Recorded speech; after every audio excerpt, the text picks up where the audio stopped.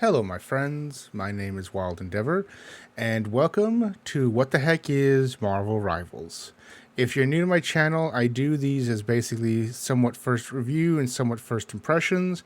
This one will be a review of the game since I've been playing it. It's been out for a while, and I've spent many hours into it. How I do these type of videos, I give you an overview of the game itself, and then I give you the good and the bad as I see it, and then I give you a final rating for the game. Now, keep in mind, these are just my opinion, and you don't have to like it, but these are just how I view the game, being a gamer as I have been for these many years. So, without further ado, let's get into it. Marvel Rivals is a 6v6 hero shooter. It has 33 characters at the start, and it is free to play as well. Should notate that. It's based off the classic trinity of tank, healer, and DPS. Your tanks are characters called vanguards. Your regular DPS are called duelists, and your healers are called specialists. And you have a variety of different maps you can play on as far as the different matches that you do. You have basically control the point, escort missions, and you just do it with 6 other players. You can do it randomly. There are many different modes. There's more probably to come as the game comes out. Right now, at the time of this video, they have just come out with the winter one, which has a mode specifically for a specific character, Jeff the Shark, where you're competing against other characters doing the same of Jeff the Shark, where you're trying to decorate a zone with basically snow and everything on the side that gets the most done is the winner. Plus, you also kill your other opponents while you're doing this at the same time. So it's a different, interesting new mode they've added. But it has multiple varieties. Primarily, you play either in quick match until you get to level, I believe it's 10, and then that opens up the ranked ability for ranked matches. And if you don't want to keep doing quick play, there's another mode that they do called Conquest, which is basically killing the other team and in a small area and getting their points, and the one that gets the most points wins. So the game is, as they say, it's a free-to-play game. So there's nothing you do. There is a battle pass you would have to buy, but the game does offer in-game ability to get money for things like skins and even a battle pass, because it does have, you do certain quests, playing certain characters and do certain objectives, then the game will award you with money. Now, these quests are somewhat little complicated, and if you're doing it by yourself, can be based on the match as far as the composite of the characters you have.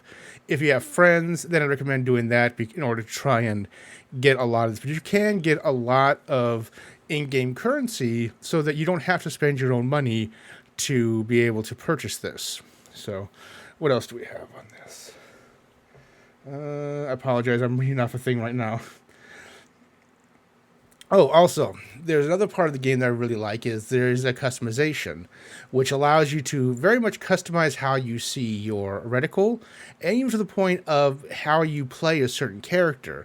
I looked at a few videos before I started this, when I started playing heavily, and I found that with characters like Spider-Man and Venom, they have an ability which swings you around, but you can actually limit how far that goes if you toggle to the customization, to the keybinds for that particular character. So it has, for every single one of the characters has the ability to customize it and be able to do something more with it as far as to basically tailor it to your play style, as well as the fact that you also get the ability, as you play more a particular character, it unlocks certain things like custom sprays, titles, and even just like icons in the game itself as you play that character more.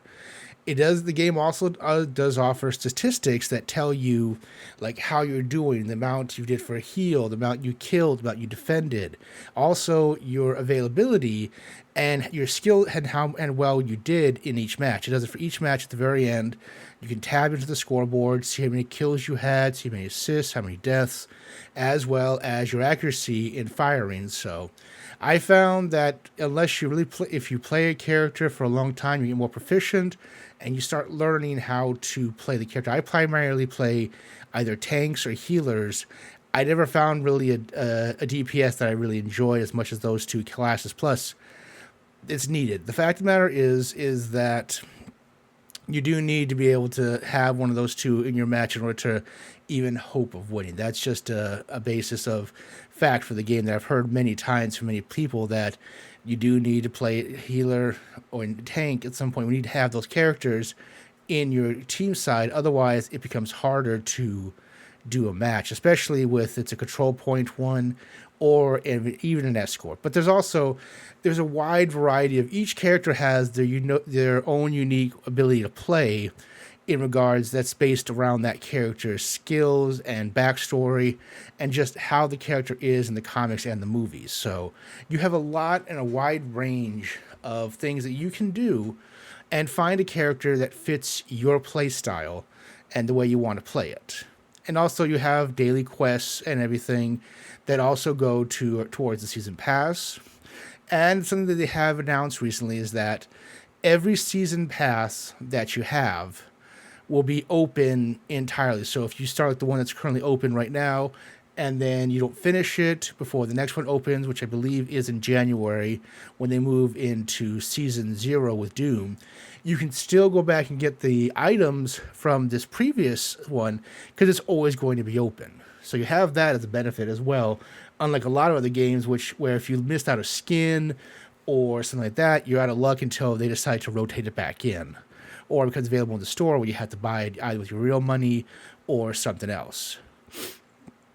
So that is the basic overview of the game. I know it's a very short overview, but if you've played a hero shooter like Overwatch or Paladins, you're familiar with this type of style of gameplay. And excuse me, I had to swallow there.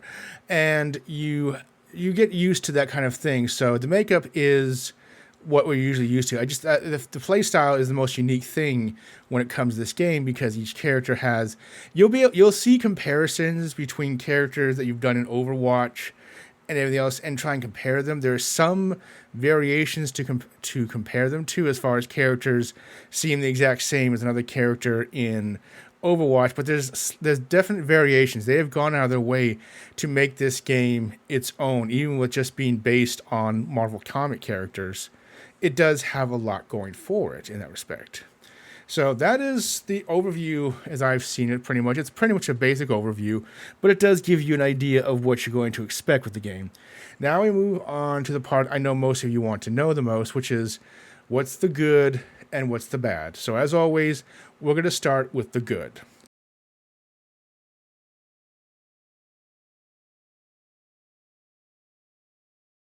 So for the good part, it's the ease of access for this game. If you're someone who loves Marvel Comics and even the movies itself, if you love them, this game is for you because you start out with 33 characters. Most games give you maybe 10, maybe a little more than that, and half the time these characters you play with, you have no idea who the heck they are. You don't care. You just know this character does this ability, and that's what you want to play with.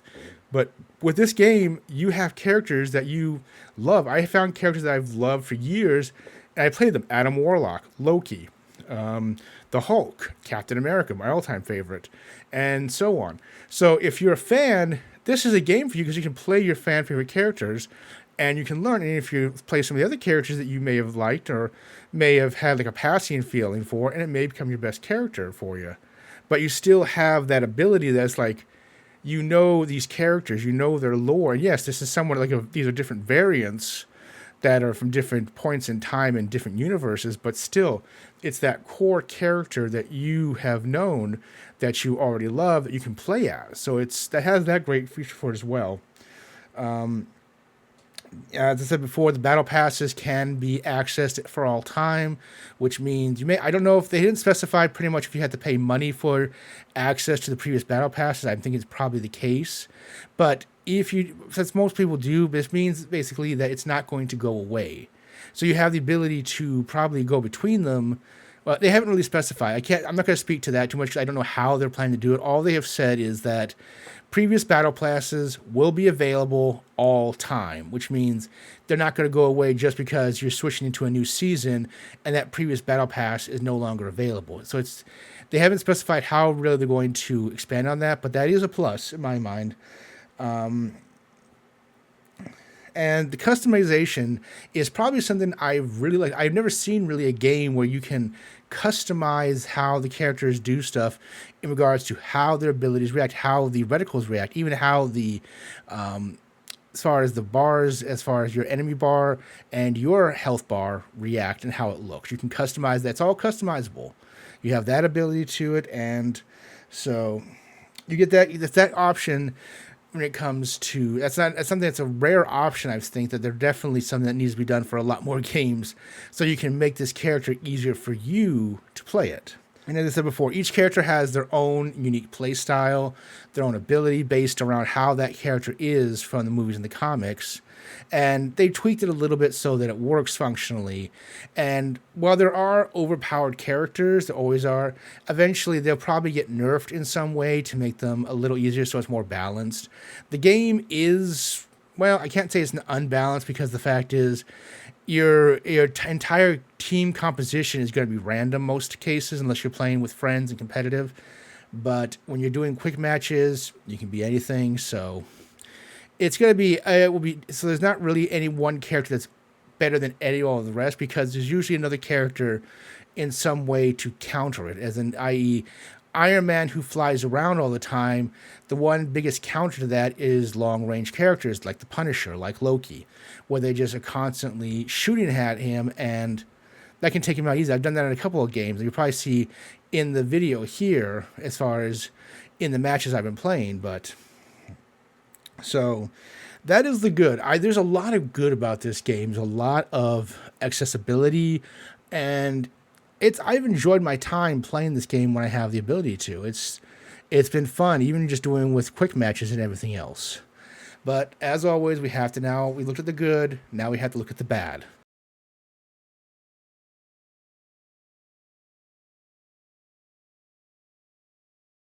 And there is some bad. So the one biggest bad I'm going to complain about is the fact is that there is no role incentive.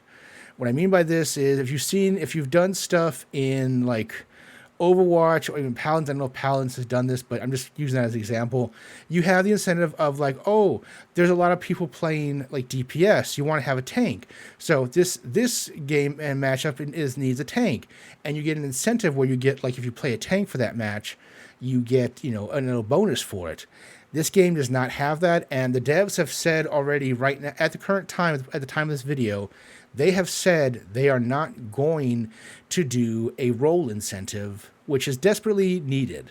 The reason why is because you need at least one tank and 2 healers for any map, be it escort, be it control the point.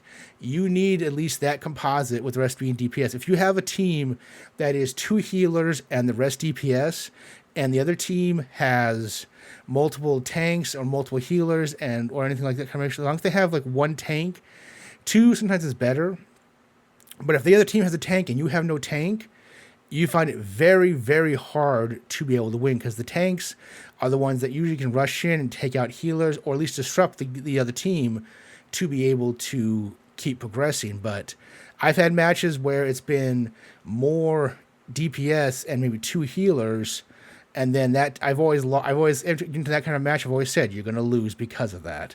So it's one thing that that desperately needs, but at the current time, the devs have said they're not interested. I think that will probably change. So this may go from being a bad to a good when it has the ability to balance out things. I think the community wants it. The community wants people to be able to do it, because a lot of people are more interested in just playing the DPS because they want to get kills. I like playing a tank. It's fun because of how they do it with the different characters. I also like doing healing because that's fun as well. But that is a big negative in my opinion right now.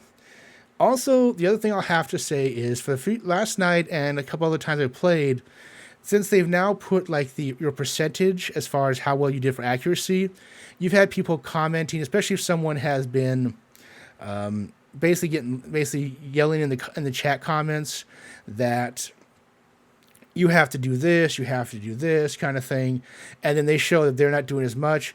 People will rag on someone if their accuracy is like in the teens. And someone's starting new, they're not necessarily going to be the most accurate as far as the people who've been playing for days on end. But that has also been a problem. So I can see one more negative that'd be bad, which is possibility of the community. Now, this game is still really new, so this may just be my bias of just not liking people being jerks with other people and just having fun with the game. It's a quick match. If you're doing competitive, I can understand a little bit more of getting salty, but that I've seen that a couple of times in quick matches where people getting very salty because they lost and they can blame the person who had the lowest accuracy for the reason. This happens more times because people play Spider-Man because I'll be honest, I don't like Spider-Man as the character. I like Spider-Man character as a whole, but in the game, players who do the Spider-Man, unfortunately, they tend to do most they want to just swing around, and they don't always come down and do as they're supposed to. Now, that's not for every Spider-Man character. I've seen Spider-Man characters that have been basically doing their job and attacking, especially the weakest players like the healers, but that tends to be what happens mostly with the top of the community getting on someone about, oh, your accuracy was this. And so that could be something that definitely needs to be curbed. But I will say the game does have the ability to do voice in game.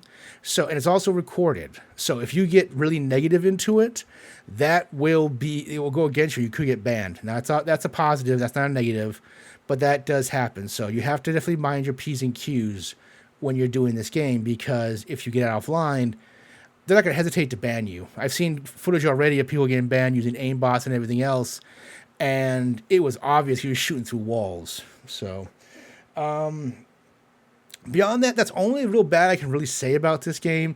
I will say there needs to be some balancing, definitely, for some characters. Some characters are way OP in how they do stuff.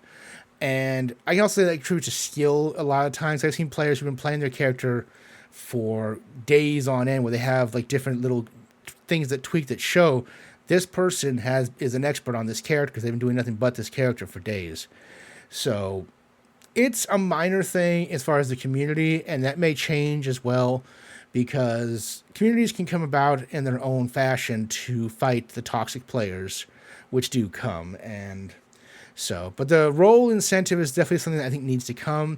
That is still a negative, and that needs to be done in order to make the game a lot more easier for matches and what have you. And I'm all for that.